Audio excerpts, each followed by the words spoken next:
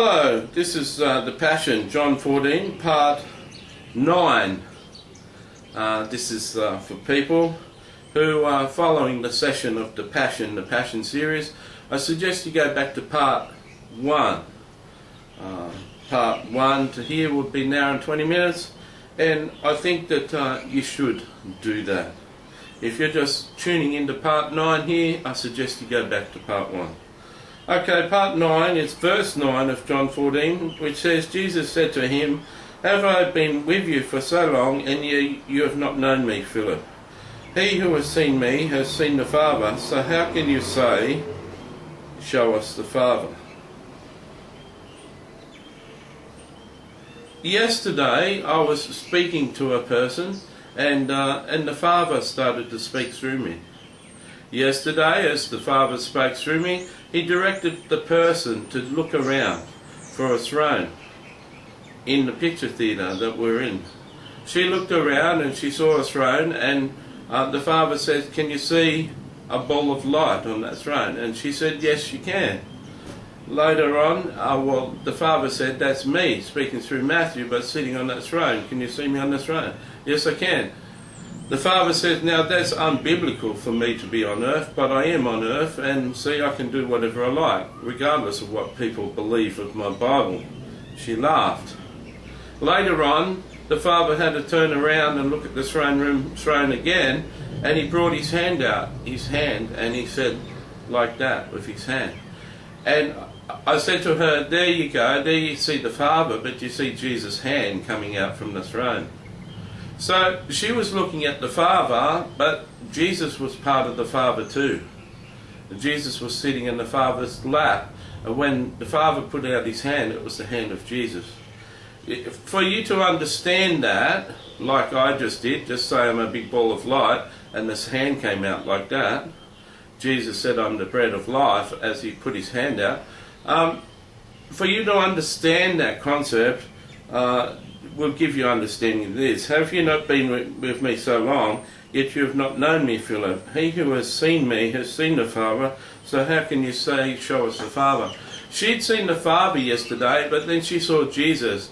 Jesus is the Father. Jesus is part of the Father. If you don't know Jesus, you'll never see the Father. In fact, if you don't know Jesus, you won't know the Father if you saw him. If you don't know Jesus, you'll have trouble seeing the Father. If you see the Father without Jesus, you'll be in trouble. You won't be happy. You'll be in a bad place, not a good place. You don't want to go and see the Father if you don't know Jesus, and you certainly don't want to meet the Father if you haven't been obeying Jesus. What has obedience got to do with it? Obedience got to do with everything. You only prove that you believe in Jesus by obeying Jesus. The demons believe in Jesus, Satan believes in Jesus, and they disobey Jesus. The only difference between a demon and Satan and you is you're practicing the commands of Jesus Christ. If you're not practicing the commands of Jesus Christ, you have no faith in him and you don't believe in him. Belief is an action word. Believe is to do. Do you believe in Jesus? Well, then you've seen the Father. Is that true? That is true. If you don't believe in Jesus and you don't obey Jesus, you'll never meet the Father in a good way. Now, everyone one day is going to meet the Father. Everyone's going to come before the throne room and be judged. Some are going to stand on his right and go to heaven. Some are going to go to the left, or whatever direction they go to, mentioned in the parable. The sheep and the goats parable. Sheep and the goats isn't a parable. It's something that's going to happen. Did you love me? Did you take me in? Did you feed me? Did you clothe me? Did you give me a drink? Did you visit me when I was in prison?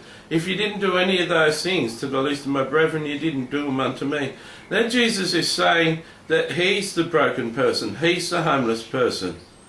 He's the person that's been hurt. He's the person that needs help. If you've ignored all those people, ordinary people, you've ignored me, Jesus.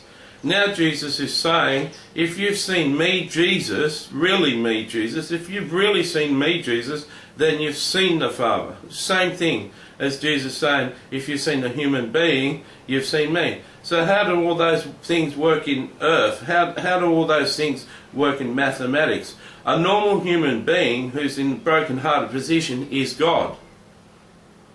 If you're not treating the normal human being well, you're not treating Jesus well. If you're not treating Jesus well, you're not treating God well. A normal person is created in the image of God, and if you don't treat them well, you don't see God in a nice position. You go and see God, you'll be in a bad position. 50% of Christians are unwise virgins. 50% of Christians think they're going to meet Jesus and be married to Jesus, and they're doing things on the world that aren't good, that aren't going to get them into heaven. As a prophet, I cry a lot for the blind eyes of the Christian church. I cry a lot that there's many Christians not bearing fruit, and when they die they go to hell, they don't go to heaven. So, have I been with you so long that you have not known me, Philip? That's the Father speaking. Why is that the Father speaking? John 14:24 says, "He who does not love me does not keep my words, and the word which you hear is not mine, but the Father's who sent me." There's just a plane going by. It's the middle of the day. We'll get planes going by. So, what's going on here? Jesus is saying, "He that does not love me does not keep my words." Jesus is saying, he that doesn't love him doesn't obey him. And it's not me that you're disobeying, it's my Father, because all of my words are the Father's. So, when Jesus is saying, "Have I been with you so long, and you've not known me, the Father, Philip?" He who has seen me, Jesus speaking, through the Father's inspiration, he has seen the Father, has seen the Father. He that's seen me has seen the Father. But when the Father's speaking through Jesus saying me, it reads, "He who has seen the Father has seen the Father." So how can you say, "Show us the Father"? Have I been with you so long that you have not seen me, the Father, Philip? He who has seen me, the Father, has seen me, the Father. So how can you say, "Show us the Father"? That's what Jesus is saying. Just like yesterday when the Father was speaking through my voice. It was the Father speaking, even though it was Matthew, even though it's me speaking to her, it's the Father speaking through me. At that time I could hear what was being said. At that time I could hear what was being said to my friend. But it was the Father speaking. I can't remember much of what was said yesterday. Only the person who heard it can remember, because it was just coming through me. It wasn't coming of me. Jesus, everything he spoke comes through him. It wasn't coming of him. You understand? We've got the written word of God now. It's the written word of God, not the written word of Jesus, not the written word of disciples, not the written word of apostles, not the written word of prophets, not the written word of Moses. It's the written word of God.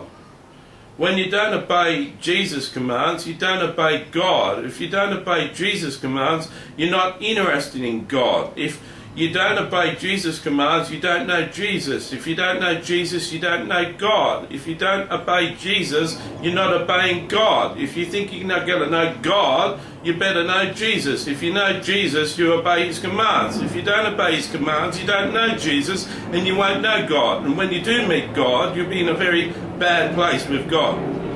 Do you get that? You might have to replay that. So, do you want to meet God? Your answer should be no. I want to meet Jesus. See you in the next session.